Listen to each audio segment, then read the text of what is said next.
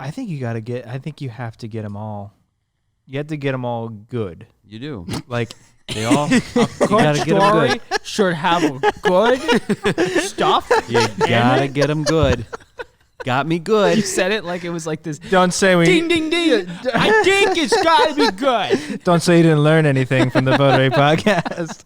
Yeah, they We're do. story experts. Gotta do it good, baby. Hey, welcome to the Votary Podcast. We're a team of filmmakers based in New England who are passionate about storytelling. We talk about the impact that stories have in every part of our lives, from business to culture and everything in between. Thanks for joining us.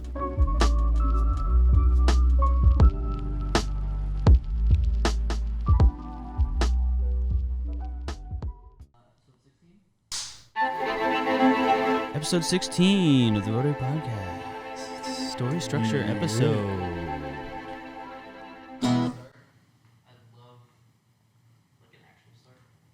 That was it.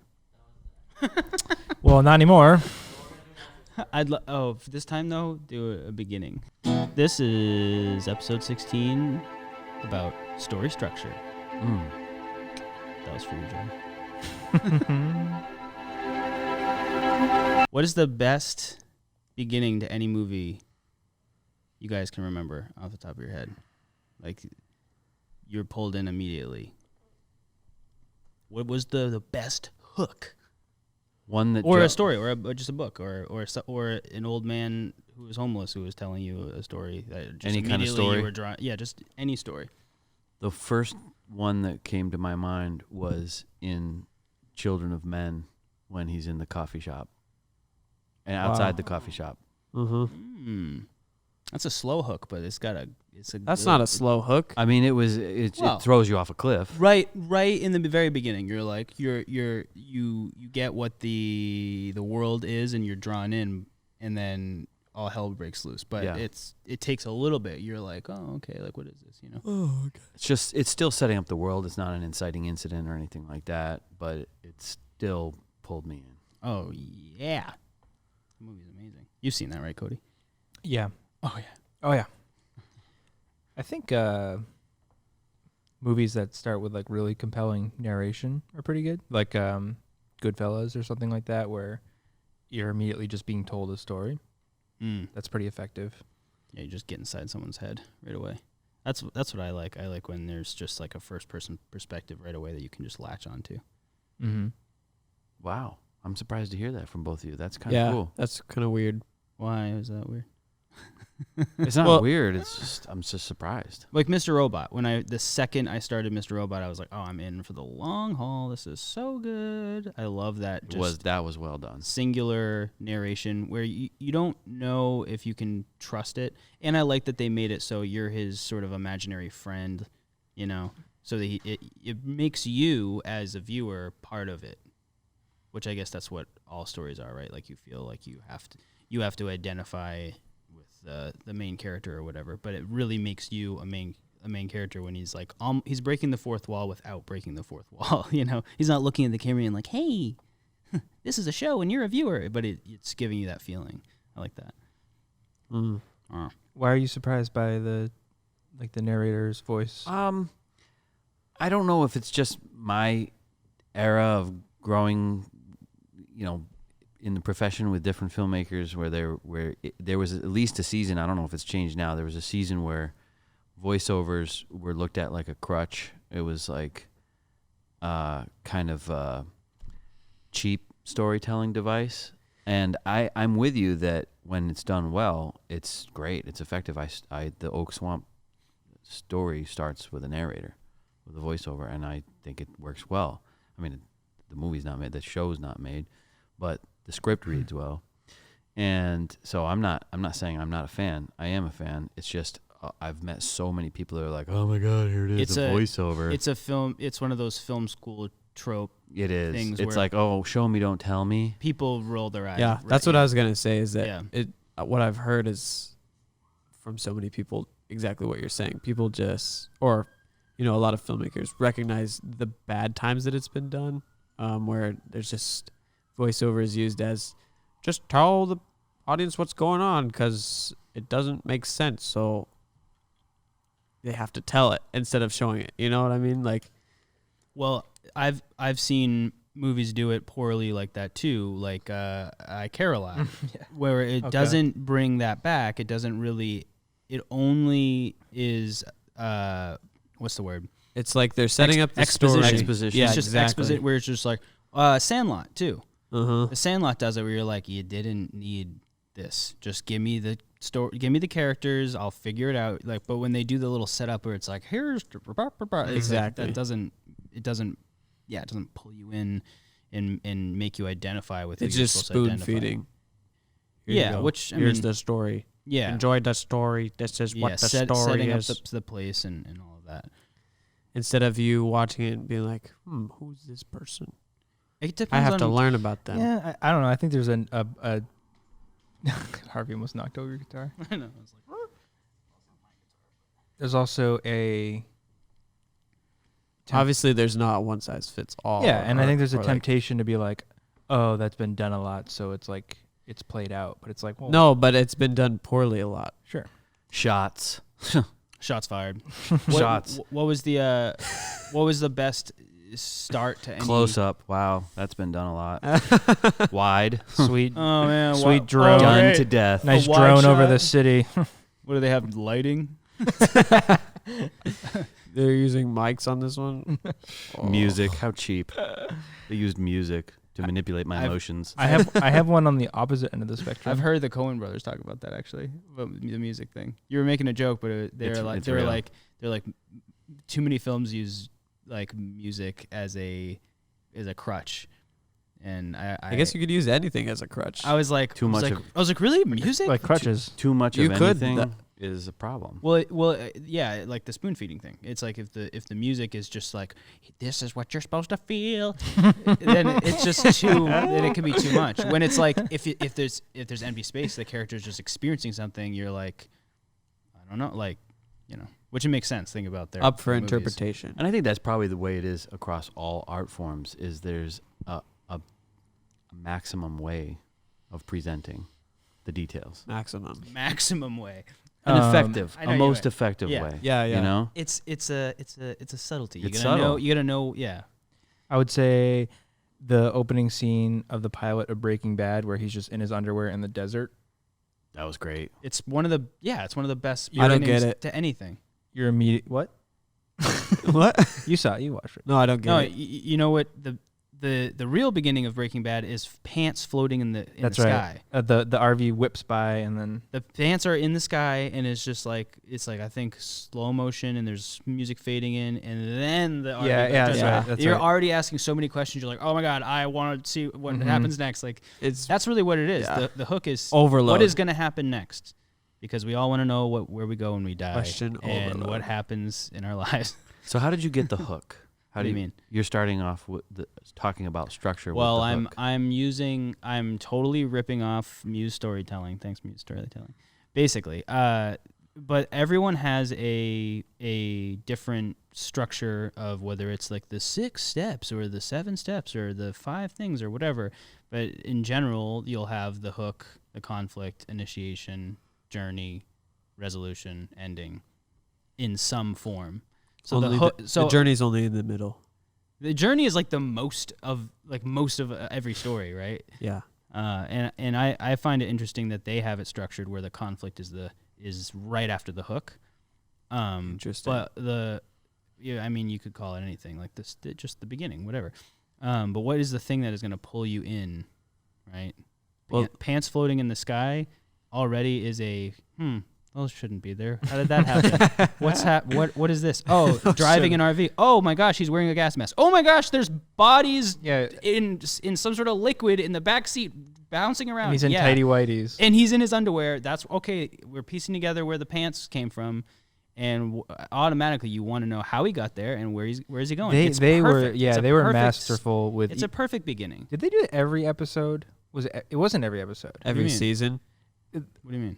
They didn't have an exact format that they followed where like you saw some sort of imagery object. You saw some sort of imagery that you would get back They to. did I that remember a lot. They did it a lot. There's like the pink. Season 2 What was it like is its own full structured story. They said it was the only one where they knew where they were going when they started writing. But the rest of it, they just let it. The one with the pizza on the roof. That was one. The one with the airplane season where the plane crashes. Yeah. Season 2, yeah. Was that season 2? That was season 2. That was that early on? Yeah. Where they're teasing. I mean, Oh, yeah. we are so far past spoiling Breaking Bad. Yeah. Whatever the statute of limitations is there, I think it's fair. But the eyeball in the water, they went back to that image like 1,000 times throughout that season. Yeah. You're like, is that a real eyeball? I don't think it's a real eyeball. If it is, it doesn't look very good. And then, it's a teddy bear. Yeah, and you definitely know it's his pool and all that, but Is it teddy bear? Well, why don't we say a basic structure for those who aren't used to story structure or even talking or thinking about story structure? I know I didn't just do that. Well, you mentioned those things. I said it fast. Yeah. wasn't good enough. Do it better this time. Say Well, it you- again. well, you Say it got- again. well, you have We'll break it down. Well, you have your beginning, your hook. What it's basically saying, why should anybody continue being involved in this? Like, it's usually the first line in a lot Well, it's of not the answering the question. It's raising the question, right? Good point. Like the beginning of almost any book, you'll know if you want to keep reading it, right? If it within like the first paragraph. Yeah. And that's Kinda. that's kind of how it should be in film. I It think. should at least have you asking a question. a commercial, even 30 seconds, whatever it is. And I think the challenge is it a question that you care about, right? Like, does it raise a question that you that you're interested in? does it raise like your voice? Yeah. Yeah. Well, I guess. What do you mean? So, like, for example, Breaking Bad, like, you see the pants in the air, and the question is, why are the pants in the air? For some reason, Or that's how did lost pants? why did the pants Thine get there into floated? air? Why are there pants in the air? Yeah. Which I mean, most people would be at least intrigued. And then, so that keeps you for 5 minutes or so, and then by 5 minutes, you've got 5 more questions or more. You know, why is he driving the RV? Why are there bodies in the back? Yeah. And so it's like a perpetual asking a good question of the audience, or making the audience ask a question that keeps them to the next question.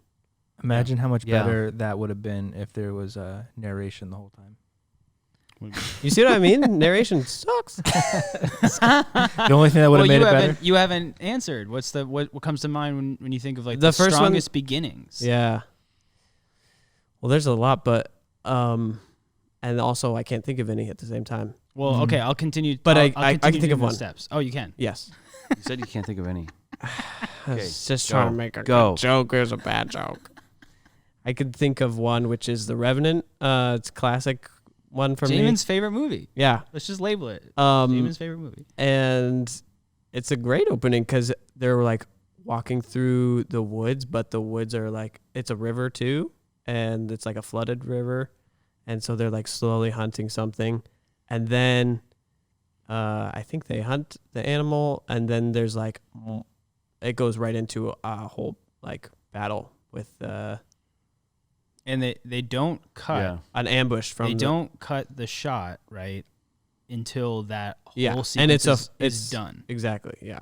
It is the It's like 17 or like 10 minutes or something like that. dude. I have never had an experience like that in a theater where I literally like forgot I was in a theater and I was leaning forward like I had like heart palpitations. Yeah. Like, Yeah. I was like experiencing this Yes. like I was in the actual battle and these were my friends. Yes. Like I forgot I was watching a movie for a second and was so It stressed. pulls you in I was so- so stressed out and I was like, oh, it's this type of thing. I'm Like, convinced what you just described is from that long take for sure, and the fact that it's wide, because we're Yeah. always Just- personally seeing the It's world like- wide like that. It's like what we see. If you had like your peripheral vision and everything, it's just It's very. was a great it's opening. Very intentional. Yeah. Yeah. And the way it happens too is not. It's not like Hollywood. It's not like you get this close up of someone getting shot with an arrow, and No. then it's not. It's not. It's introducing the fight so fast that you're not even processing the fact that like violence is happening until it's like it's just All it's around you. Yeah, it's just you're Yes. consumed by it, and you're like, yeah.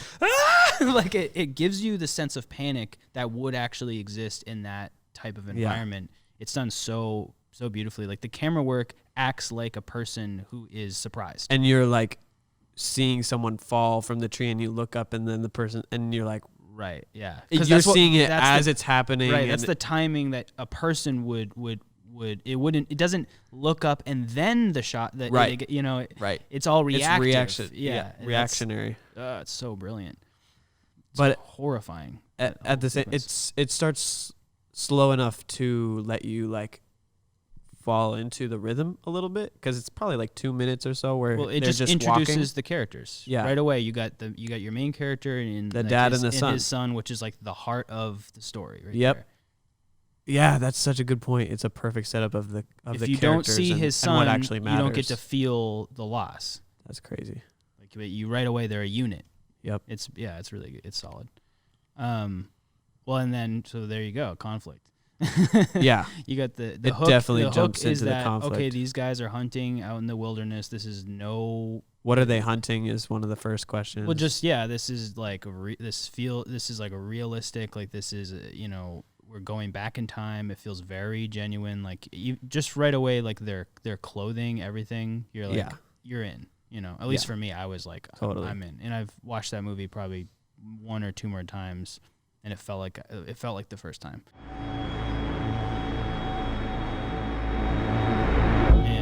And then the conflict essentially would be what are the problems that they're presented with? Obviously, they're trying to hunt pelts and they're being attacked.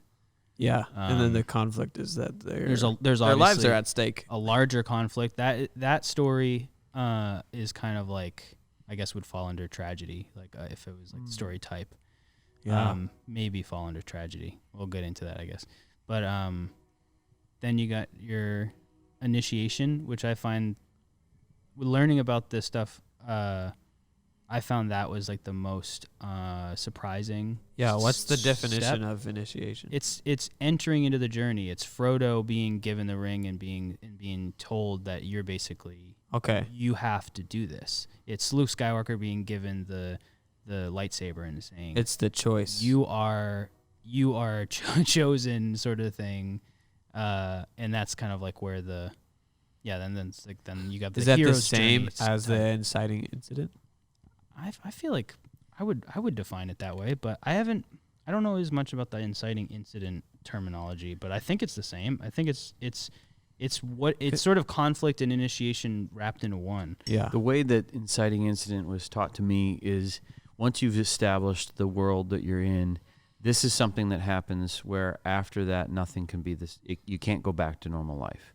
Yeah. You actually have to enter into the journey. So I think it is probably the initiation. So the inciting incident is almost, thinking about Star Wars, thinking about Luke Skywalker, maybe it's not actually when he gets given the lightsaber, it's when his uncle and his aunt burned to death. Yeah. That's where everything changes. That's the inciting incident of like, okay, you're not going to live in the desert in that house anymore. Like this isn't your uncle's Tatooine anymore. Dude, how brutal is that? When you rewatch Star Wars, you're like, Star Wars never gets this brutal, again, where they're like burnt bodies, like just charred up. Like it's like they weren't trying to be all family friendly. The first Star Wars, I know, but then it mixed that with like cheesy, like goofy one-liners and stuff, which I love. Like it went full spectrum, but like in E.T., if the extraterrestrials hadn't left without E.T., there would be no story. In the very beginning, they leave and he's left there. You know what I mean? Or I don't remember the movie enough to. Or I just watched it recently again. Really? It's good. Oh, it's so good. It's so good. It's so good. It's so good. E.T. is, It's Wait, what is E.T.? Don't let him troll you. So good or what? After initiation, what's next? Oh, God. The journey. Initiation into the journey. It's the journey. Which the journey would essentially have like three. They usually have like 3. It's like a microcosm of the whole story structure within the journey. So you almost would have another hook and another conflict, another initiation, and another mini journey in there, and almost a resolve or the end of the journey before you get to the next step, which would be resolve. But I think we should stay on conflict because I think that is really where you decide, is this story for me? Yeah. Right? Because I Definitely. feel like if the conflict's introduced, like a lot of people, horror movies, let's say, a lot of people are like, I'm out. Or if the conflict is like, it's just Uncle Jimmy's coming to town or whatever, and he's annoying. Like those types of movies, like you're like, I'm out. That was Uncle Buck. You actually just described Uncle Buck. Yeah, like it's a real movie. There's so many movies like that where I'm like, I hate this right away. That's funny. But that would be that conflict of the story. What did I ask you guys? Conflict. Oh yeah, why is this important, and why is it? What draws you into a story? Because I guess that's really what it is. The conflict is just what's drawing you in to keep you wanting to. I just was laughing to myself thinking about that scene in The Other Guys when they're confronting the British guy, and they're like, "Tell us what happened," and he's like, "Oh, how best to tell it? Probably to start at the end." And then to jump back to the beginning, and then to kind of periodically return to the end. And he just describes like a Tarantino like movie structure. I was going to say how best to describe fiction. It's so funny, just like little things like that in the movie kill me. I love The Other Guys. Yes. Why do you think we as humans are attracted to stories that have a pretty good structure and not to stories that are just wander? Wow. I don't relate to that. I love Dazed and Confused and wandering, aimless stuff like that. No, you don't. But I think in general, people want to know what's happening next in their life, and they want to know what happens when they die. And the whole nature of a story is what's next, what's happening, and why should you care? And you want to find out. There's got to be something that's like, oh, I wonder what happens. Yeah. Because our whole lives are like, I wonder what happens. I think there's comfort in the structure. Like, when you're a little kid, you watch the same movie like 1,000 times, and you just keep going back to that same. Like, I watch Peter Pan like every day. I'm not saying I don't like movies with good structure. I obviously do, but I also love that sort of free. But even I would argue that even in the free movies, I there. know. Yeah, you know. Yeah, I know where you're going with that. Because I watched Dazed and Confused There's recently. a structure. There's a structure. It has structure. I meant those experimental films that are kind of structureless. Well, we were joking earlier about like how if there was just a guy in a room and you just filmed him, it was like an hour and a half movie of a guy who literally sits on a couch and like doesn't do it. You think he's gonna do something, and then he just shifts slightly in his chair, and you're like, what? And there's just one guy left in the theater, like, how did they fund this? Mm-hmm. Like just amazed of like wanting to see, and nothing. Yeah. Nothing changes. Then it just cuts to black. Like obviously, I wouldn't be like, that's my favorite movie. Like there's some film snuff out there who it's just like, I love this because it just defies all logic. The Nathan For You episode where he takes over in order to allow smoking inside the theater. Inside the bar. There's like in California law, there's like a loophole where you can allow smoking if it's a part of an artistic expression. Yeah. So he sets up the bar as though it is a play. Yeah. Oh my god! You guys remember this? That episode is actually genius. Of course it is. Every once in a while, of course it's the whole show. Of course it is. You remind me of the Wizard of Loneliness. The show really, like, every once in a while though he hits gold where you're like, this guy is seriously brilliant. Not every in once the in a while. Stupidest way. Every time. Every time. Dude, so what he does, just because it's relevant to what you were saying, I can barely handle it. He takes the security footage of an entire night at a bar, and then he hires real actors. He does the audition process, everything. He this is the best part. I love it so much. He even takes the bar owner was originally she's like this middle-aged woman. He originally cast her to play herself, but then he found a woman who would play her better, and so he has to. Because she's not an actress, but he hires an actress. So there's the scene where he has to break it to her that she can't be in her own play.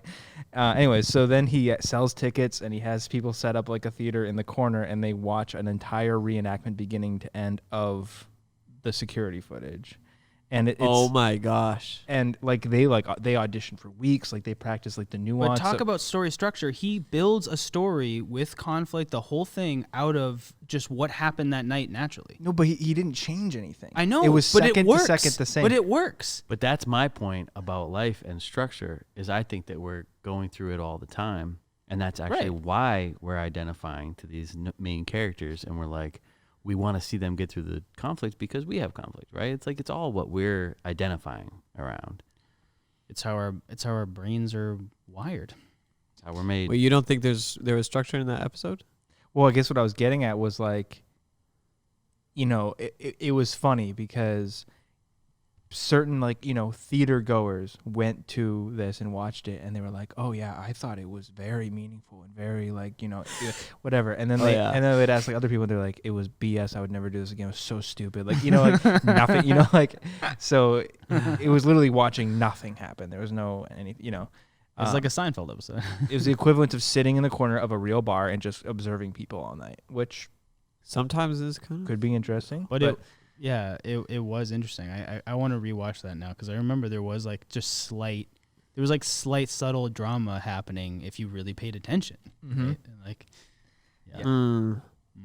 He hired a whole team of special, they're forensic people who they listened to the security tape and then they wrote out word for word the entire script. Oh my gosh. So, picture 3 hours in a bar full of 20 some odd people, how much dialogue is in that? Oh my god. gosh. That all out. It's just insane. I'm off topic, but it was good. Well, not really because we're talking about conflict. Yeah. And I think why that a structure conflict is maybe the most important part I think so. of the story, right? Because and it can be so simple too because maybe that Nathan For You episode, maybe the only conflict is just the conflict of those individual characters and what they're dealing with in that night, that moment. Maybe the conflict is as simple as I don't have a beer. I haven't seen it, waiting. So I can't. Yeah, waiting for your drink. Getting annoyed because you're waiting for your drink. Yeah, I don't know. Fighting time, fighting loneliness, fighting whatever. And they're there in that bar because of the things that they're going through in their life. I don't know. Yeah. I'm just spitballing. Do you think that the most the conflict that people identify with the most is just what they are going through? What's most natural to them? What's their biggest? I tend to think that it's where we have our biggest motivator, or the things we're facing is where we have the most pain. Yeah, it's I tend to believe that, and so when you're introducing conflict, yeah, and you connect with stories that deal with the same pain as you. Well, I think that's why I like the introspective voiceover intros because I'm I feel like a lot of the time in my life the conflict is is more inward than people are shooting at me. I'm that I just popping popcorn. Mm-hmm. It's oh, this is fun. It's I don't relate to this, but this is good. But I don't know. I don't know if there's anything to that. But well, I think if you break down all of life's conflict, it can almost all be distilled to the search for significance. Am I significant or not?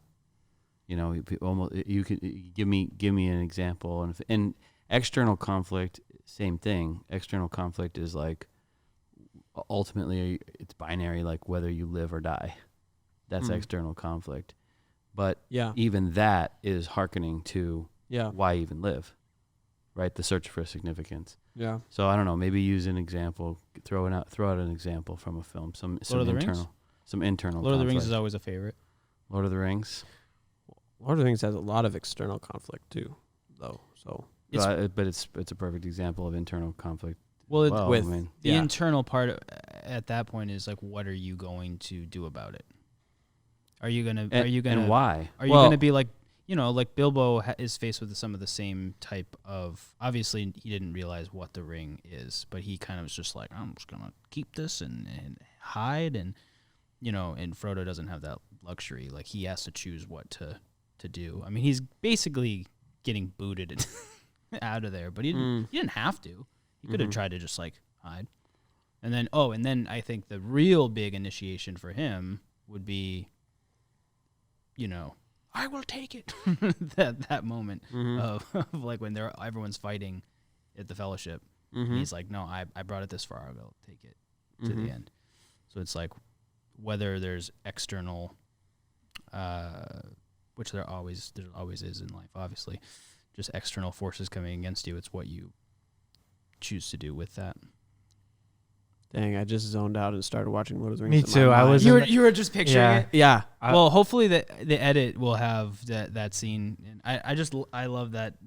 I will take it. And then Gandalf has this really funny kind of slow motion, like you can't tell like what he's thinking. It's almost like oh, but it's so much. Oh, Frodo. And it's like just this pride and pity. It's like he's like, you don't know what you're about to get yourself into. It's this great shot.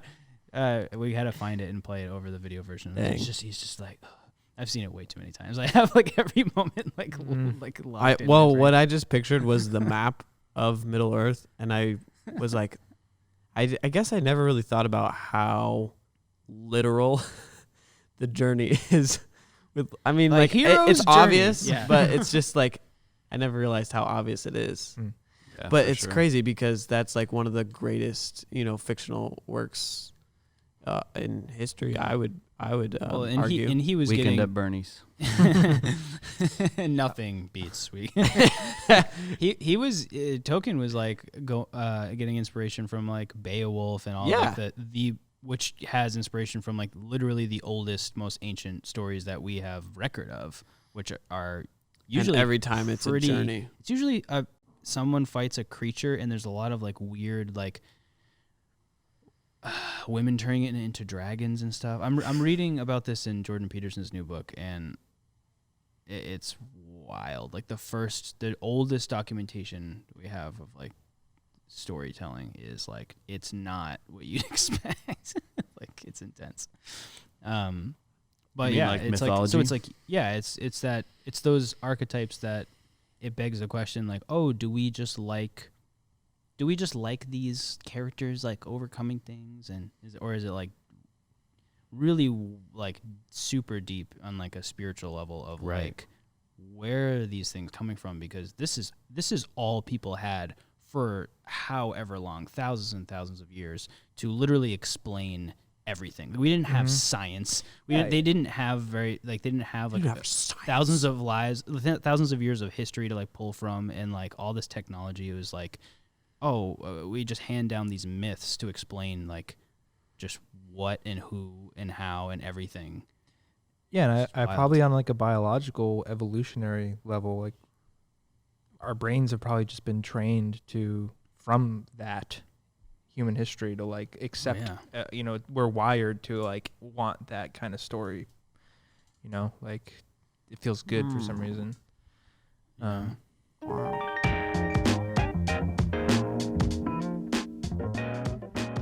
comes to mind when you think of initiation? Well, I think we kind of talked about it, but yeah, I always feel like this is an overlooked one. I mean, we were talking about Luke, Luke Skywalker. Yeah. Really? I thought you meant Luke. Our new hire, Luke. Yeah. We gave him a lightsaber.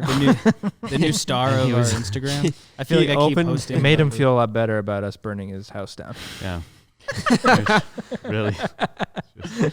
Say goodbye. He was Aunt putting LaRue. away some gear at the end of his shoot and opened up one of the chests, and there was this old lightsaber in there. And that's what about that's dumb. What about Luke? Sorry. Oh no, I was just using him as an example that he decided that he will take up the quest. He goes with Ben Kenobi and he learns the ways of the Force. And it is the one of the most classic hero's journey. yeah. I think maybe less stories. Less obvious would be something like Andy Dufresne in Shawshank, and he's been put there wrongfully in prison, but he has to make a decision what to do with that, right? And I don't know that that's kind of an interesting one because we don't necessarily see him make a. Can you remember any scenes toward the beginning of that film when we see him make a choice to go from like bitterness to a plan? I mean, it's been a while. Yeah, it's all survival at first for him, right? Like the first several years. I forget the time. It's at least 10 years. It's a long time. So 15 years he's in there or something. Yeah, there's a period of time where he's literally just trying to survive. But that's part of the magic of that film, is that you're just kind of on that in prison with him and on that journey with him. And at some point he asks for the rock pick from Red. Right. And to me, that's a huge moment. You don't realize until Right. later, but that was like that. Clearly, at that point, he had hatched the plan to escape. And that's a reveal, right? We don't know it, so like that's a twist on the traditional structure where our brains have to backfill what we saw for the reason, the point of it later on. And I think that's really pretty cool too. But it's still there. Yeah. It's just that you have to stick with them. I also wonder where that falls in line with when the warden dismisses the kid's testimony that would potentially exonerate him. Remember? Yes.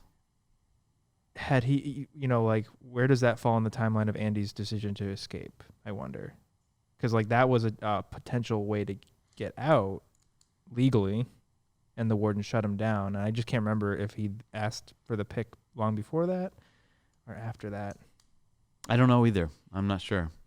Bad example. Literally, I mean, it's a good example, but bad because we can't remember it. Well, I just wanted to. I wanted Remember to kind of. Shawshank? What happens? Welcome to the Votary Podcast, where we just try to recall great. movies. Just try to remember it. We're so prepared. No, I just wanted to. Who says the movie again? Who's in that? I just wanted an example, like to juxtapose something that's simple and easy to see, because it's there in most stories, but you can't quite see it. You know, it's like it's interesting to try to find it, reverse engineer, and try to find the structure and things that where it's not on the nose. How about Dazed and Confused? Let's go back to that. When I took science of storytelling class, we did that. We were like, and it really changes the way you watch movies, because obviously not everything follows like exact like. Well, and here is the resolve to everything. The resolve could be literally the journey fails, right? Or it does. It's not. It's resolving the conflict in one way or another. Whether our hero or main character, overcomes. It's like it's resolving that section of the story. Are there any movies that you could think of or stories where the hero or central character chooses not to accept the challenge, like, and then? Well, I think there are anti-hero stories where they reject it, and they're still on their thing, and then finally they're broken by something that triggers their empathy, and then they finally get involved. Well, that would lead into some of that stuff I sent you guys about Kurt Vonnegut. I always think about the shapes of stories. Like he has that whole thing where he like does that chart, and it made me think of you too with the exponential graph and everything. He's got the man in the hole story. Main character gets into trouble and gets himself out again, and ends up better off. It's kind of like the most popular. Boy Meets Girl. Main character comes across something wonderful, gets it, loses it, and then gets it back forever. Or the main character starts off poorly and then gets continually worse with no hope for improvement. And he uses examples like the What's that one called? Twilight Zone. It's a tragedy. That's right? from bad to worse. Yeah, I guess that would be a tragedy. I mean, The Sopranos, Breaking Bad, like starts off pretty bad, and then it's just like, well, about to get much worse. And it's almost like I feel like it's one of these where you keep like, right. The Like dressing. that's the overall. The and it graph keeps- is like the overall from beginning to end. The dressing picture is the graph that I'm doing with my sounds. with a little. Yeah. The frosting on top makes it seem like it's going to get better. The dressing makes it seem like it's going to get better, but in actuality, it's still trending downward. Yeah, that sucks. Gotta have that frosting, because then there's no sweetness. And without sweetness, life is just bland. Have you seen Vanilla Sky? Yeah. His friend keeps giving him the sweet and sour thing. Without the sour, baby. Yeah. Sweet ain't as sweet. Sweet and sour speech again. It's like, had enough of it. No Country for Old Men. What? What was in that one again? That one's What's the scene? that's one of those down spirals. That's an interesting example where, I don't think anybody gets anything Fargo. they really wanted. But the initiation, I'm just gonna name movies. we started Remember this one? we started going into the journey, but I had a thought about the initiation. Like, it feels somewhat like what some cultures have for like a rite of passage, and maybe that's another reason why this like strikes me so much, because I was watching this show alone, and the I don't know if you haven't seen the show. These people just basically I have not. They basically just stay out in the woods and film themselves, and the competition is just like, you'll win $500,000 if you stay out there the longest. And they don't know who else is out there for how long. Right. So they're just seeing how long they can survive. And basically, the guy who wins in the first season, I've basically been watching it backwards. It doesn't matter which season you watch. But he has all these thoughts about rites of passage and all this stuff, how our culture doesn't really have that. And there's all kinds of other cultures and, groups throughout history who, that's an important part of becoming an adult. Mm-hmm. And I think that's another reason why that stuff like hits me so hard, because I'm like, man, like, yeah, that is such an important thing about being an adult, like that initiation or the like, yeah, the rite of passage. Or I've heard I've heard it said, I don't know if it's true, in like certain tribes in Africa, they'll have you like go and like fight a lion or something. There's tons of things like that. Yeah. You've heard You're that like- to be true? You're like 18 years old. It's just like, yeah, go kill a lion or Don't come back. don't come back. I mean, the bullet ant, that's a big one. That's a from us. Brazilian Amazon Yeah. tribe thing. You have to be like bit by these bullet ants. Right. It's crazy. Yeah. They make young men put their hands in these like woven gloves, Ooh. and there's Really? there's bullet ants in the gloves, and they have to like bear it, and they're not allowed to like whimper or make sound. And then what? As ridiculous as that is, it's like, hey, at least they're doing something. It means something. I mean, like Well, that's sick, but it's also like stupid. Well, it is obviously to us when we're seeing it, we're hearing about it or thinking about it. I from like our my perspective. American comfort. well, like Jewish culture, bat mitzvah and bar mitzvahs. Yeah. Yeah. I think it's a good off track again, I guess, but it is really. I've read articles about this and stuff. Like, I think in our culture or general American culture, it's kind of up to the parents to decide. Like, when we decide that, like, there's like It's more on an individual there's societal things like when you're 18, you're technically an adult and stuff like that. But what it really means is like, this is the point in time where you are now primarily responsible for the outcomes of your life. Like, this is now on you. Yeah. And without that, you get a bunch of people who don't take responsibility for themselves. And that's a huge problem. Wow. Amen, brother. Does that tie into... Oh, it ties into so many things in my life. Well, right now. oh, dang. So maybe anyone, I don't know. I was gonna say something a little controversial. I mean, coming of age is one of the most amazing story structures of all time. True that. What? Yeah, like Simba. You guys don't want to know what I was gonna say?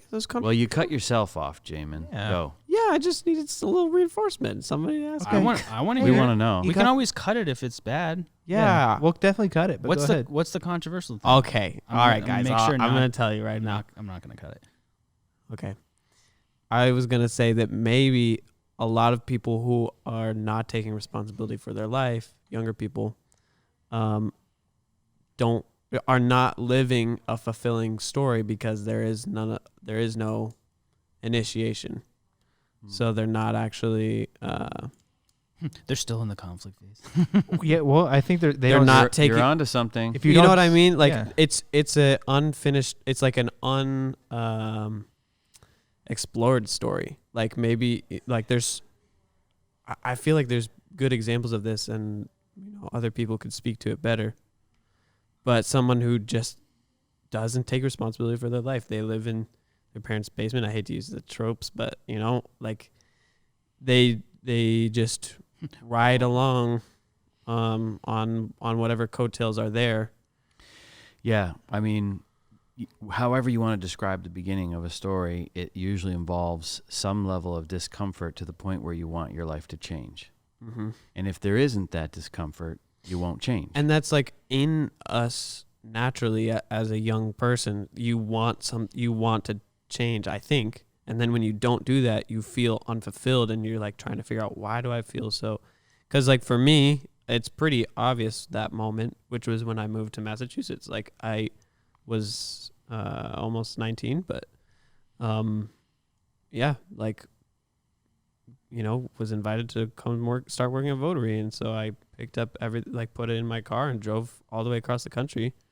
And like, that's a very clear like initiation, like, Totally. even though that was kind of self-inflicted, or just like my own choice to drive across the country by myself. You were presented with two options. One, face the idea of not coming, and that seemed uncomfortable to you. Yeah. Or come and face whatever it is. That could be also be the uncomfortabilities of being in somewhere that I don't know, or living on my own, all those things. Yeah. Yeah, and I don't know. I don't think that's that controversial. It's not controversial. Well, it's it's like uncomfortable for people who could be in that position, I guess. Yeah. I don't like calling people out. No, I know. It doesn't just include well, young people, right? It's like it actually gets harder, I think, the older you are. I mean, we've all talked to people in like their 50s and 60s where you're like, wow, you've just not taken responsibility for anything in your life ever. Well, and you're so deluded. from the perspective of parenting, the common thought is, protect your children. And that's turned into these helicopter parents that, won't let their children fend for themselves and learn the way that they're supposed to. But it's, there's a delicate balance there. Like you should be there for emotional support and for guidance, and then they got to do the work. I was having this talk with my mom at one point more recently, which is like a tough thing. We're really close, but I don't know if it was Jordan Peterson or someone else talked about, do you want your kids safe or do you want them strong? And sometimes it's like you have to kind of choose one or the other. And she kind of admitted, like, I think I chose safe most of the time. Interesting. And I was like, yeah, you did. Well, I'll give you. Yeah, you did, Mom. I'm like, oh yeah. And then I think that's common for a mom. I paid the price a little bit. And I'm going to tell you, that's common for a mom. Totally. I mean, that is a mother's point. Totally. The it's dynamic literally their between- job. Like it is. I mean, it's a lot of it. Like the dynamic between me and Bethany is always her being like, no, we can't let them do that. And I'm not putting her down. Like that's her instinct. Right. And mine is like, that's how they learn. Right. Mm-hmm. They got to do this. Can I tell an example I observed from you guys recently? Sure. So Jed and Bethany stopped by our new house the other day, and we live on a pond. And Jed's youngest was playing awfully close to the edge of the pond. And Jed and Bethany were there nearby the whole time, but they were just kind of just waiting. And I was just observing them observe her and just knowing that if she falls in, they're going to get her in 2 seconds and she's going to be perfectly fine. But they're going to let her fall in because they wanted her to learn that she was playing dangerously close to the edge. And sure enough, it like clockwork happened. She fell in eventually. There was like a bunch of close calls where she didn't quite fall in and she just kept pushing it. And then finally she fell in. They scooped her right up and she was upset. But then it was like, well, therein lies the lesson, like, so they were protective, but they didn't stop her from making the mistake. Wow. And that I feel like is a powerful example of what we're talking about. We should have let her She probably freeze after that. then she'd really learn. Get your own clothes. So it's like she was never really in danger because they were right there, but they did let the bad thing happen. Well, do you think? And that's how death. Do you think she afraid of? Do you think she ponds and learned though? water? Yeah, that's how she. They definitely learned. You watch it. I watched each one of my boys climb up on the table, fall down, and then the next time they climb up, they're like, okay, be a little bit more careful. They definitely learn. I think that's how you learn. Yeah. It's the only way to learn. Like you have to experience loss or pain. Right. You don't correlate until it happens. Wow.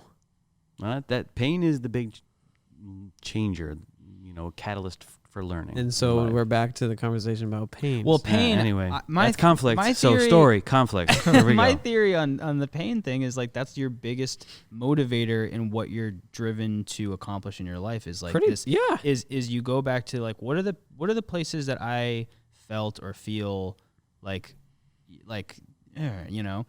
and then what do I want to accomplish because of that? It's almost like this direct result. Yeah. Because you'll watch some people's lives, the way they're so driven to accomplish certain things. And you're just like, I don't get that. And maybe it's just that, they grew up poor and, their dad wasn't providing, so they had to have a job, and like at a really young age, and they just became really like ambitious. Yeah, and that, yeah. Like, I'm never gonna live like that, and you're like, oh, okay, I get it. I didn't have a concept of money from a young age, so I don't relate to that, or whatever it is. Wow. It's that deep sense of pain that's like the driving force behind it.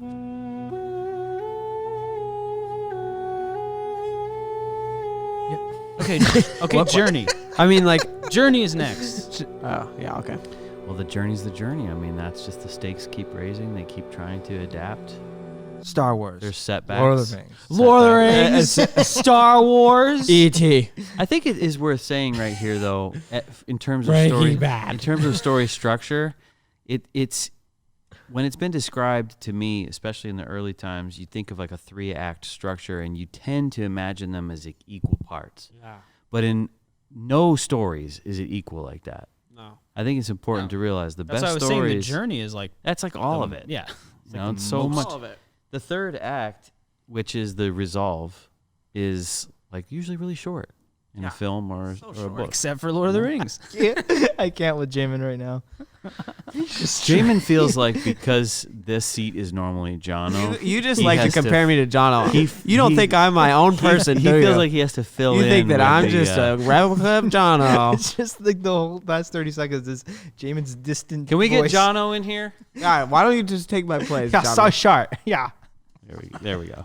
Okay, sorry. I'll draw guys. a new graph. I guess So- I'm just the worst. So the person. journey section of our podcast is going to be the shortest, even though it's Reverse usually structure. the Let's longest. reverse it. Yeah, well, because the journey is to me is like the most well known. It's like, oh yeah, everybody's heard Things the hero's happen. journey. Oh yeah, is this where the story moves forward? Is this where? Yeah, it's like what else is there to say about it? I don't know. I think it makes sense that it's called the journey because if you are putting one foot in front of the other, you're inevitably gonna stumble. Like it's only when you're standing still that you think that you're safe. Obviously, you're not. There's definitely there's definitely a quote right there. It's only when you're standing still that you think you're safe. If you feel comfortable, you're Take a probably not moving forward. If your friends are walking off a cliff, If your friends are taking the podcast off a cliff. come on, I'm not taking the podcast off a cliff. Who? I said your friends. I included everybody. Yeah, Mike. Jamin. I was trying to add structure. This wasn't my. It's not meant to be. This is the part that I enjoy the most is when we actually just. You know what the structure is? It's gonna be like a title, chapter cards to make it seem like there's structure. Make it That's seem like what's- it. yeah. or narration. I Perceived value. knew that if I tried to actually like give us, because I had this whole like script idea of like doing like introspective thoughts for each of us, like voiceover inside our heads, and I thought it would be funny to have like a story structure of like this like inner battle of like what each of us is going through, and then like we address it. But it was like getting way too complicated. I'm like, this is like a film. This is like This isn't a podcast. I'm like, This is a short film. This is not a podcast. So, okay, one quick question about Journey. Can you guys think of any examples comparing a good journey structure versus a bad journey? Like, can you think of any examples where a movie or a story gets the journey part wrong? Well, okay, that's a better question. And I was like, well, define bad or good. Like, gets the The section that is the journey wrong. Well, because it's the main chunk of the structure, I think that's like if you describe almost any film that is not a great film probably didn't get that well. Like, But I would maybe argue, and I don't have very formed thoughts about this, but maybe, it doesn't matter as much if you get the setup and the conflict right. if the journey is keeping your interest, is that what you're saying? Yeah, if the initial questions and the conflict at the beginning is good. I would disagree. I disagree. Okay, prove me Have you wrong. ever- have you- Hard. All right. I'm trying to think of an example. Legend Have you ever seen the movie Legend? Yeah, I Am Legend. Legend, the 80s movie with Tom Cruise, and there's the devil, and there's all, it's like, it's all. Wait, there's another movie called Legend, I think with Tom Hardy playing Tom Hardy? Yeah. Yeah, with 2 Tom Hardys. Yes. Great movie. Bizarre. But the 80s Legend, it's like the whole, because if you don't have an effective, your question was if you have a kind of a good setup, can the journey be bad? You were saying that maybe the setup and the conflict aren't that important if the journey is good. No, I said the exact opposite. Roll back the tape. Well, I think you said what Cody just said, but you probably meant, listen, if you have a good setup, the journey can be less important. Cut to black and white reenactment of you saying it 30 seconds ago. It doesn't matter as much if you get the setup and the conflict right. I meant to say if the conflict and setup is good, then maybe the journey isn't. It's not as much as writing on the journey. Section. You should watch. We should talk about Legend at some point because it's fascinating. It's Ridley Scott, so it's obviously beautifully shot. Okay. But the whole thing is like it's like one of those things where you're like, I guess I should care because the conflict is like all of the light and love in the world is going to be extinguished through these like beautiful unicorns. I mean, it's like kind of like a kid's movie. I think it's any film where you said, "Oh, it started off so good and I lost interest." I think you have to get them all. You have to get them all good. You do. Like they all. You gotta get them good. Should have good stuff. You gotta get them good. Got me good. You said it like it was like this. Don't say we. Ding ding ding. I think it's gotta be good. Don't say you didn't learn anything from the Votary Podcast. Yeah, they We're do. story experts. Gotta do it good, baby. Make it good from the beginning to the end. And the middle's gotta be good. That's literally what I said. What? It's true though. You're right. They all have to be good. If you lose somebody at any point, I mean, we've all put books down that we were super gripped by, and it's like, why did I never finish that? All it takes is one paragraph of just like, whatever. I'll tell you one that we've already talked about, Breaking Bad. I feel like it gets kind of boring.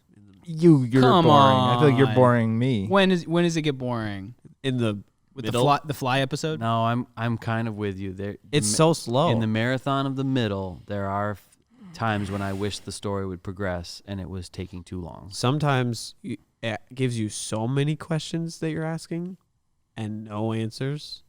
It's just like I have a quiz. This is getting to my head. Guess what I'm thinking.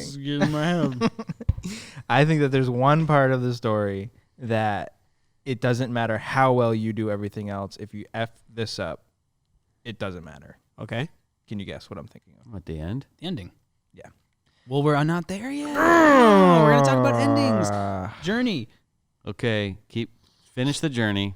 It's boring. Wait, this movie, this podcast journey is too long. Let's get to the end of it. I was really gripped by the beginning of this podcast.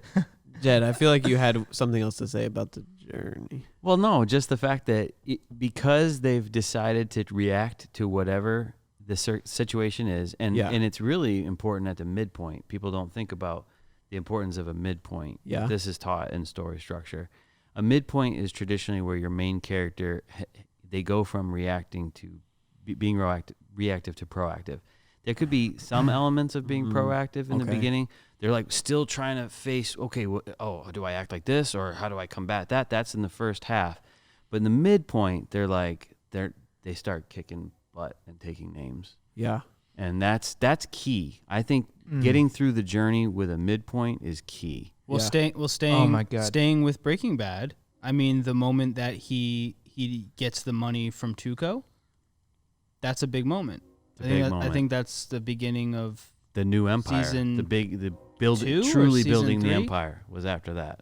That's when he's really like, he has that moment where he has all the money in his hands and he's just like, he's like, I can, get shit done. Was that?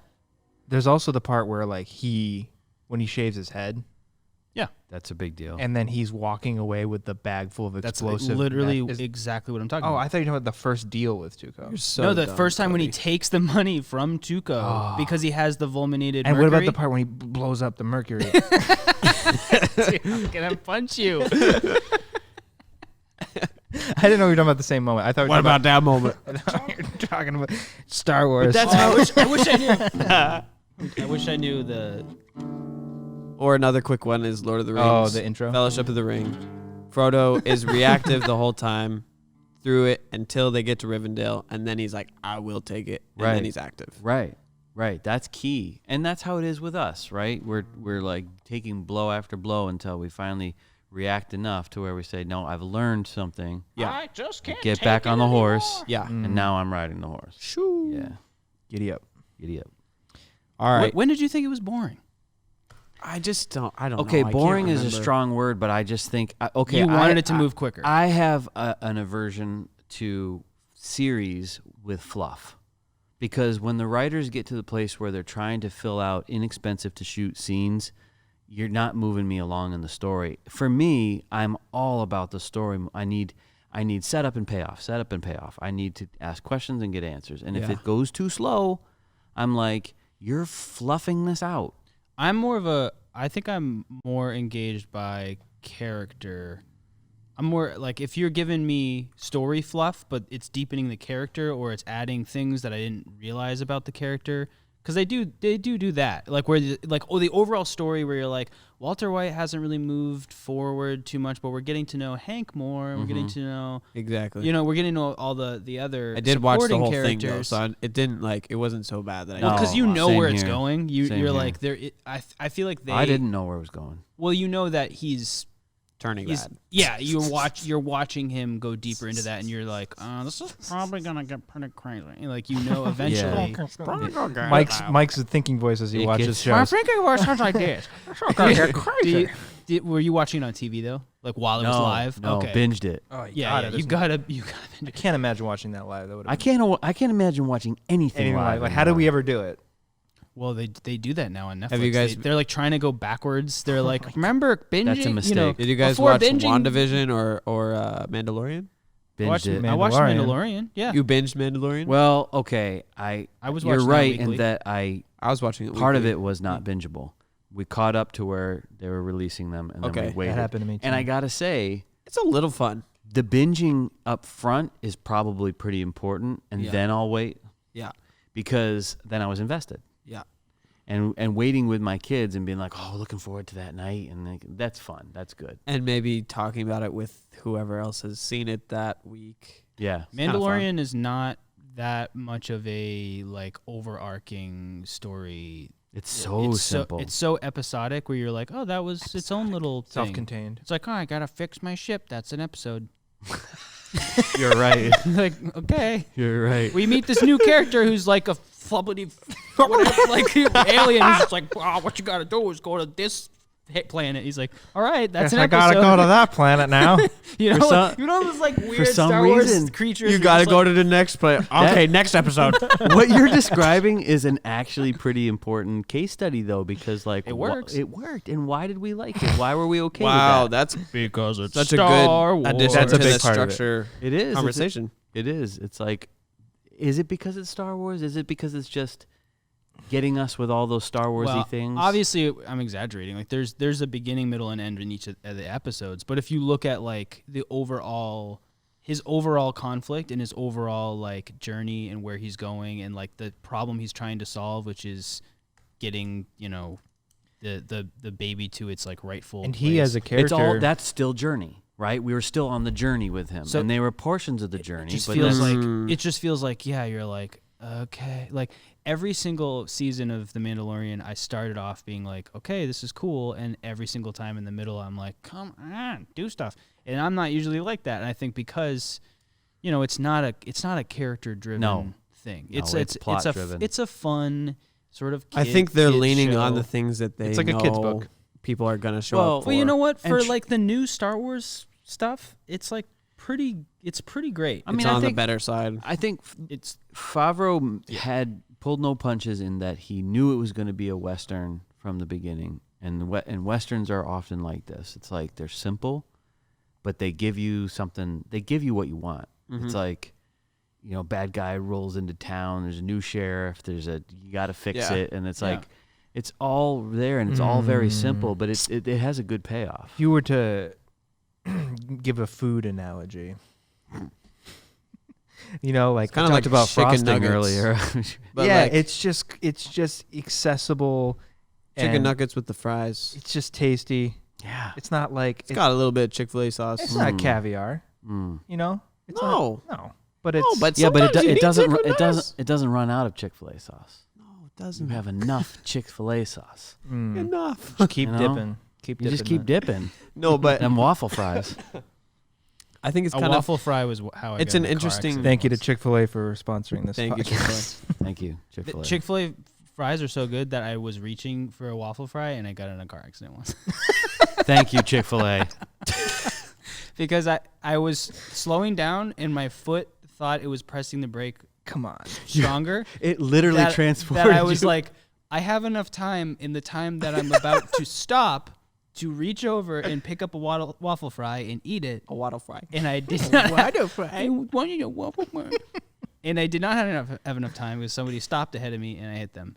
And I was like, and I still ate the waffle fry. Another example. And I was like, oh, man.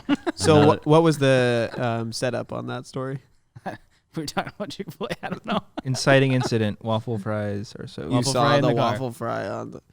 I looked over and I was like, I want that. And then I'm looking and I'm like, okay, we're slowing down. And I'm But like, the I have enough- conflict is that do you have enough time to slow down? The conflict is like, just stop the car and then have the fry. And I went, nope. Let's just skip that step. Anyway, resolve. That leads me to the resolve.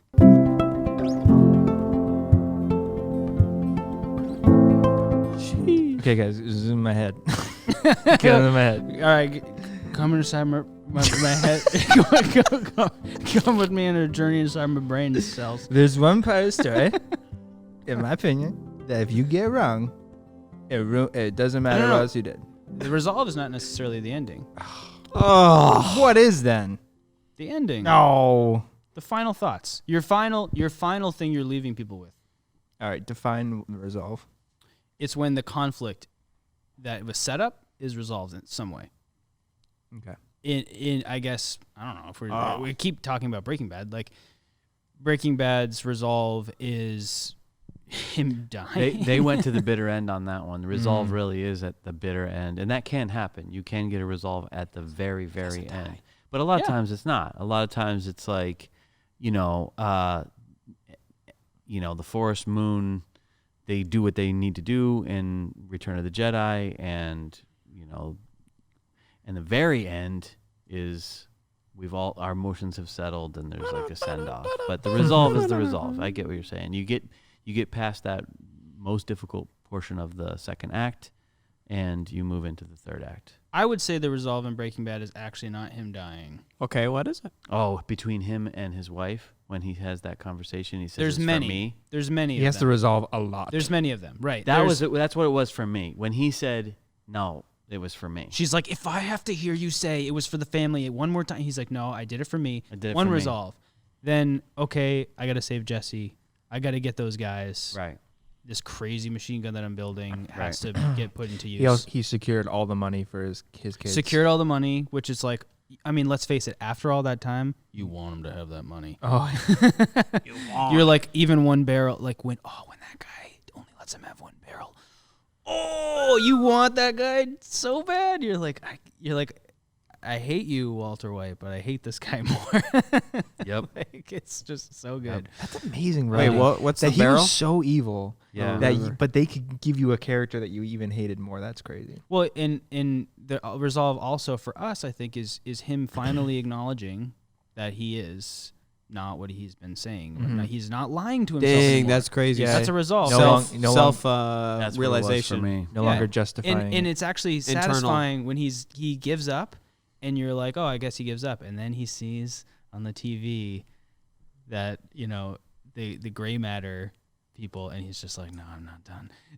Like it's just that moment is also weirdly satisfying. Where you're like, you don't want him to give up. So I will give you like, But the ending then I will give you- officially is the pan up from him Right. getting shot and everything. Right. two in contrast, and there's probably a ton of examples, but two that come to mind. I always contrast Breaking Bad with Dexter because they were both like really, really popular at the same time. Yeah. And Dexter was just infuriating in its ending. Like if ever, Isn't it coming back for some reason? yeah, it's coming back, and one of our collective members is actually camera operator on it. Nice. But it's being shot in Massachusetts. Yeah, Nicole was trying to get hair and makeup on that. And I wonder about if it's going to be good or not. But if ever a character deserved to die, it was him. He was like he's a mass murderer, and like he gets away, and it was just so. I've never watched any of it. It's a good show. It really is. And the first couple of seasons are like so good. Yeah. Another movie Jed recommended was The Game. Oh, And Good movie. I was so into that movie from the beginning all the way to the resolve. Blessings. And then I was just so mad at how so mad. like he falls off the building. And Spoilers spoiler to for the game. It's a 90s movie. And it just got so gimmicky and like cheesy at the end for me, and like everything was just like hunky dory after all this like really intense stuff that happened. No, that's what the 90s was like. I just didn't like that. I was like, he really should have died. Like that would have been a way better ending for that movie. And I just felt like I don't. You feel like you got the rug pulled out from under you, where you're like, this. I don't buy the reality that they're trying to put forth now. At a certain point, it was like I can see that. the whole movie. I was like, this is so interesting. Like I can't believe that this is like, is this a game or is it not? Is this a scam? Is he being, all this stuff? And then there was just like, oh, it was kind of like a birthday gift, like happy birthday. Well, like, so tonally, for certain stories, it seems like if you set up something that's really dramatic, like I understand the logic that would say, okay, everything's so intense, let's have an ending that's satisfying, let's have a happy ending, let's have everything, work out for everyone. But you're setting up something that's so intense and dark that it feels like it was jarring. Yeah, it's like jarring and it feels unrealistic to the world if you make it like too like, oh yeah, everything worked out, Yeah, I agree understand about that with that film, but I don't know if I would have had him die. But I think there was ways that you could have worked out the ending, the resolve with more weight than they did. It's like everyone's like high-fiving. Right. It was. They were so calculated. I've only seen it once. I still was into it when I saw it, but They were I so know what you're saying. calculated that they knew that he would shoot his brother, and then that would then make Yeah, but they give you clues that there's always a plan B. There's always a backup plan. right.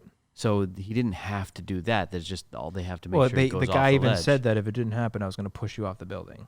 Right. Which is like, come on, like because the whole thing with his dad having killed Right. himself by like that would have made like a nice circle for me where like he had the same fate as his dad, and like In a way, it's like trying to break the cycle, Yeah, which is cool. It's facing it. It was facing that end and not And so, yeah, and being saved from it.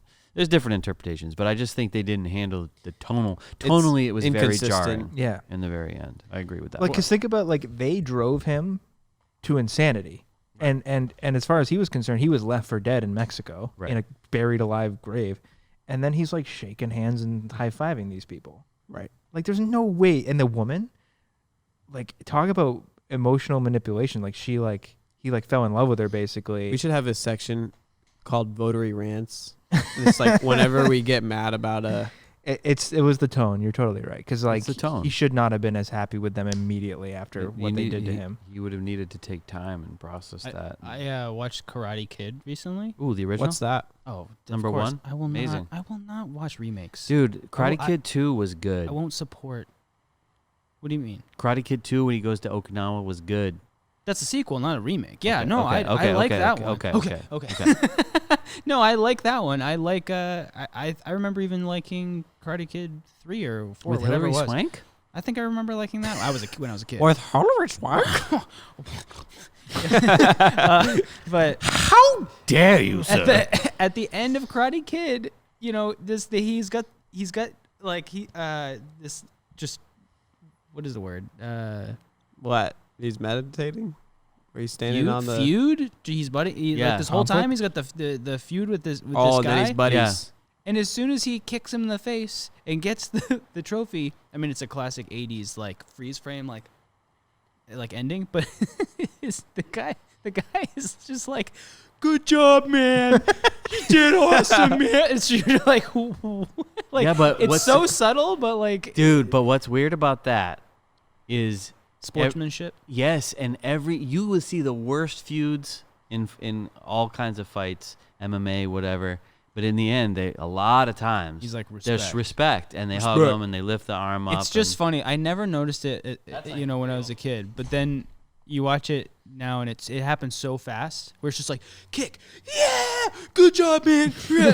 And like you're like, oh, that's a lot to process. In it. That's funny. It's yeah. So yeah, it those things in movies can like be a little jarring. But what's your favorite endings that come to mind? Like the best endings. endings or resolves. Oh, I know which one. We're at ending. I think we've resolve. Okay. Resolve of the conflict. You know which one's one of my favorites? Yeah. Revenant. Actually, the know- Revenant ending is like not my favorite, but it's good. But it's not Because my he favorite. looks in the camera. Yeah, it's a little weird. It's like unnerving. Just so we could do that. That meme. is a little unnerving. Just so we could do the meme that says, "Can I have my Oscar now?" Yeah. It wasn't. It's a little bit anyways. much. It's a bit much. I know. But what's your favorite? Or what's one? One of my favorites is Warrior. Never seen it. Good film. If you talk about the ending, another it would be Tom so Hardy movie, sad. right? I won't tell you the ending. Yeah, it is another Tom Hardy But movie. it's one of your favorites. Oh, watch that movie, Mike. I've heard so many good things. It's a good I movie. don't care for boxing. It's so much things. more It's than that. MMA. It's MMA, but anyways, doesn't matter. It's better. good. It's Not, MMA. I know it's not. It's, a- more It's not than boxing. It's not boxing. It's about like the brother relationship, and you just have. It's like not really about the fighting. unresolved pain in their lives. It's about like, internal pain. It's like more about like the drama between the characters. You totally didn't get the story. I'll tell watch you- it. I'll watch it. I'll tell you a film that I didn't think that I would like in the beginning, and then I got a little further in, and Tell me, then tell at me. the end, I was like, I'm "This is sold. one of my favorite Right at the films. end. At the end, Wow. this is one of my favorite. The movie About Time. Oh, such a good movie. Oh, oh yeah. About yeah. Time. it's good. The way that movie ends, I mean, I weeped like a little baby. I did. I was like, I love my life so much, and I'm gonna make every day count. And that was ultimately his realization that like it's not worth trying to redo everything. That's right. And it literally, it's the only movie that I can definitively say changed my life. Ooh. Shoo. There was a moment of sappiness towards the end, only because of the music in that movie. But other than that, I remember being Artistically, I really- can pick it apart, but story No. point. yeah, good and great acting, great like dialogue and like interaction, father son kind of thing. Yeah, About Time solid. It's I'm so gonna watch good. it again. I've only watched it once, but I agree. You guys want to do a movie watching night? Yes. Hey, it Double was- feature? I think it was Zion that was just telling me. My son was just telling me you can rent a theater for $100 now. That is Damn. ridiculous. Let's you do can rent it. you can rent the cinema out and play whatever you That's want sad. for $100. Let's do it just because I feel bad. Some kids are coming together. 5 kids, $20, and you play video games on the big screen. You can do that. You can connect whatever you You want. can connect whatever you want. That That's crazy. pisses me off. Why? Oh, because of your Easter movie. Yeah, because I had to go through such a terrible process to get it formatted for the theater and certain theaters. Well, okay, so it's probably different theaters are different, like whatever inputs they have. Yeah, Yeah. because AMC they're butts. Do you have a link Thank you, that you're AMC, sending for- people to watch that? Yeah, I know. I still have to see it. But yeah, it's on YouTube. Okay. Only it's open. It's 720p. public. It's public. It's 720p, but you had to go through a rigmarole to get it in theaters. Well, the final export's 1080, but the YouTube's 720p just for not a good reason. Okay. Oh, Okay. I can give you a Vimeo link, I guess. yeah, I'd love to see it. Yeah. I kind of want debut. I kind of mean, want us to rent out a cinema and like play something meaningful. What if we did a double feature? That'd be cool. A little Votary. What we should do is we should take all of our favorite movies, put them in like a pool, and then just like a random drawing, and then that's what we watch. That's such a good idea. So it's not like a battle or a discussion. It's just like, they watch this one and then this one, and then that's it. Okay. Mm. But only if your if your favorite movies are good. Yeah, I hope you like Ernest Scared Straight. Ernest Goes to Jail's better. I hope you like Air Buds. I legitimately have those movies. We've like made that joke several times, and I'm like the image of like Ernest jokes. the Ernest DVDs on my shelf. I'm like, yeah, those stupid, Those suck. those stupid Ernest I Ernest movies. that was only a callback to. wow, the rain is It's intense right pouring now. here. in down. case Let's have you a can't moment hear. of silence. Just Whoa. The noise cancel it right at that moment. that's That's wild. cool. That's cool. You I know ho- what the best ending of any movie is? Any movie, the best Holy- ending of any The movie. best movie. If this is the last no. time you see us, I like that we were talking about 2001 the other day, and that always pops into my head as like one of the best endings to a movie. That's a good. That's a good. that ending. ending was insane. Because you can interpret it infinite ways. The more you watch it, it changes with you, and it's just like It man, changes with you. That's how it Every feels. time you watch it, it's a different ending. I think movies when I sit there and I don't want to get up are good endings. Oh, that reminds me of my probably favorite ending. when you sit in the theater. You know which one I'm Theater, gonna say? at home, wherever Oh. it is, you sitting there and you're like, I'm gonna watch every last credit because I'm still thinking about that, and I loved what I just went through. Yeah. What was that experience for you? You just said you thought I was gonna know what it was. Yeah, you will know when I say it. I can't. okay, Are you ready? key takeaways from today's Are you ready? podcast. Yeah. I don't remember the name. It starts with a W. What? Willow, When? great film. Where? Wajo Wabbit. Well, Who's in it? What's good to describe? Give me Joaquin something. Phoenix. You, me, and Jono saw it. Oh my You were never God! really That here? movie wrecked me. yeah, dude. literally all three of us. You were were never crying. here. We were crying. What? What is it called? You were never really here. You were never really here. I care a lot. we were. Dude, you were never really we saw here. it. We That's saw a it in the fantastic film. in the Brookline theater. Amazing film. Dude, that I gotta movie- watch it because I. Dude, yeah, we all sat there So- just like Yeah, the three of us. And So we couldn't good. get up. We just could not. yeah. Mm. Yeah, that was intense. Just this, and all it is literally the simplest thing that I think every person chooses is just choose life. That's all it is. It's just the simple thing of like I'm going to choose to live. Choose to live. But the way it's done is so powerful. And do my best to help others live. If you want to expand Even- on it. Right. Even after everything that I've done, everything I've gone through as like this It's actually, complete it's giving insane yourself assassin. that grace and forgiveness in a way, if you want to get spiritual. Mhm. I haven't seen any other Lynn Ramsey films that I can think Me of, but either. I've heard. Dude, we You need s- to you talk saw- about Kevin. Is It's really good? good. It's really, Yeah, I've heard. really good. We have to talk about it? I've It's watched smart. It deals with a hard subject in a very smart way. I've watched some of her interviews, and I'm just like, dang, I want to see her other stuff. She's very under appreciated by I think like larger audiences, but she's pretty well, I think like well loved in like film, filmmaker community. film circles, just because of those few movies. I think she did Dogville. No, not Dogville. I Was it don't Dogville? know her movies very well. She did another movie that people talk about a lot that I need to see, but anyway. You were never really here. Oh, it's so good. Insane. For some reason, that also reminded me of Marriage Story, which is totally different. But Good ending though. Yeah. because Not exactly what you're it's expecting. it's accurate. You're like, oh, Marriage Story. That is The marriage compared to the ended- game. It's like very consistent tonally. Mm. Marriage Story. Yeah, It doesn't give you like a wishy-washy happy thing. I had the same feeling when I watched Mrs. Doubtfire for the first time because you're used to the kid story thing where it's just like everything's fine at the end, and then when it ends and you're like, oh, they stay divorced. I was like, oh, like Right. as a little kid, I saw that, was like, oh wow, like that's intense, and I realized like, oh, that feels more true to life. That feels more realistic. It also made me a little sad, but I was like, I thought remember, this was supposed to be a feel good movie. when but I appreciate it. I my- appreciated that. When My I was first young. experience with a movie like that, where I was like just really upset, was Simon Birch. Remember that movie? I don't know it. Do you remember that movie?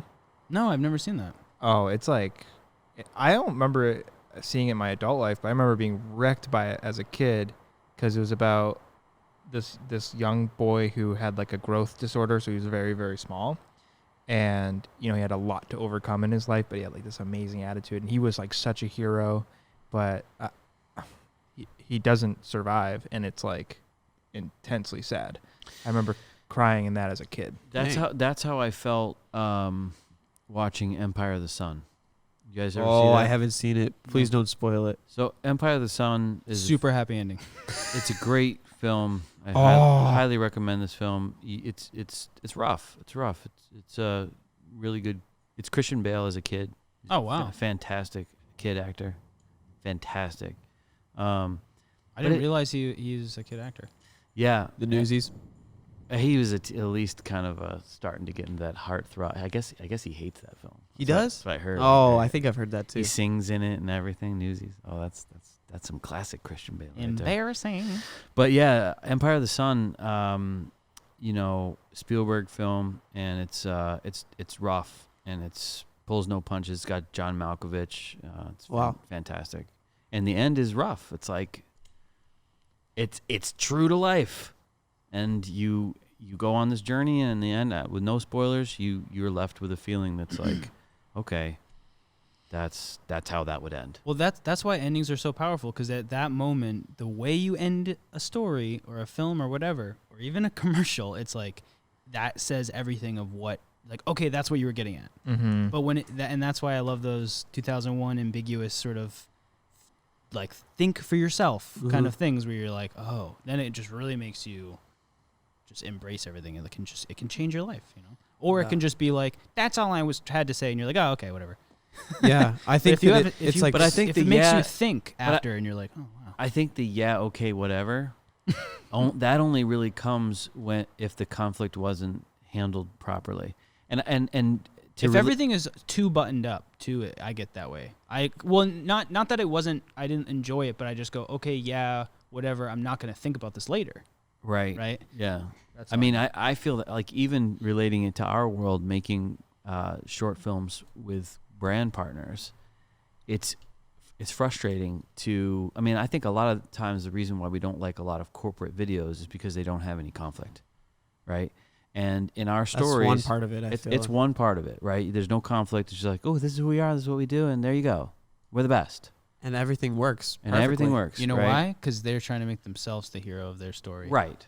Exactly. And they're not. And they're just, I'm awesome, I'm amazing, Well, and also I'm cool. They can be. Buy our They stuff. can be. They should be the hero of their story. But there's their need. We only care if there's conflict. Here's some good conflict. Roast Well, him, Mike. Go for it. I'm not saying that you couldn't have a effective commercial or short film for a brand where they're the hero, but they have to be. Nobody likes a hero that is just flawless, Self-aggrandizing. or just being, Exactly. or just gassing themselves up rather Exactly. rather than giving or offering something to the audience or a customer or whatever. Having something that's like Apple's whole brand is very customer focused. Their whole, if you would want to make it into That's a story, hilarious that you say story that, form, because it's- I was just going to bring there, up. you as the consumer are the hero, and that's why you're like, oh yeah, I'm gonna just keep like, Well, I actually feel differently, and I don't know if they've changed No, it's their. think differently. I feel differently, And I don't know if they've changed their messaging at all, but I was just watching their new update about their new iMac and iPad Pro last night. I couldn't, it was so obnoxious because the whole time they're just talking about, we did this and we're most innovative and we thought through this thing and we made this change. And They've we're made so themselves smart. the hero in their story. It was because at exhausting. this point, they're like, I mean, come on. It felt like they were treating. Well, that's a problem, We're right? Apple. That's the beginning Yeah. of the end, usually, when you start to see that. Well, I hope that's true. Maybe. I mean, what? I do. I mean, sponsor us. Don't come at me, Tim. Apple, please sponsor. No, I'm sorry, not to cut you off or whatever. But Well, I think No, that, I think that's interesting. that was what made Steve Jobs so brilliant was that he understood the personal part of that technology and personal computing. All it was it allowing people to bring their creativity and artistry to like a whole nother level. Like it was like, this is a paintbrush. This is a tool for you to just like expand your creation. Yeah. And that was his whole thing. it's not about us, it's about you. Yeah, and I'm just gonna give you as many tools and opportunities to like take your creativity to the max. And that was his whole marketing thing. And I'm saying, I think some of the most amazing brand partnership stories and films, whether we've done them or other people have done them, is when there is some conflict in their story and there is some level of vulnerability, and they're not trying to necessarily make themselves the hero of the story, but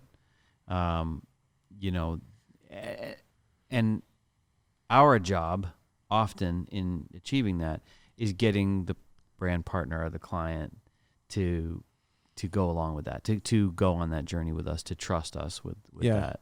Well, to add to that, I thought that what Mike was going to say is that we like to try and position our partners when they're making films about themselves and what they do.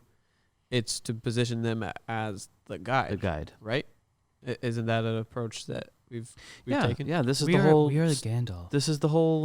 Not Donald as Miller's much. story brand thing. Like, you should be as a company, you should be the guide, and your clients, your customers should be the hero. And, Right. And if you frame it that way and you position the story that way, then great. And same with us. Like, we're not trying to be the hero of our own story, just the guide. That doesn't mean that you. So I mean, even with the guide, there's still conflict and there's still vulnerability. Yeah. Right. So. Well, it's just how you get anyone interested. Right? That's it's right. some of both. But I am still surprised at the lack of conflict and the lack of vulnerability that I see authentic vulnerability, not like put on stuff, in brand stories. Yeah. I'm still surprised at it. Playing it safe. They play it safe. It's just like, here's what happened, and here's the event, and here's the launch. It's just like, that's not a story.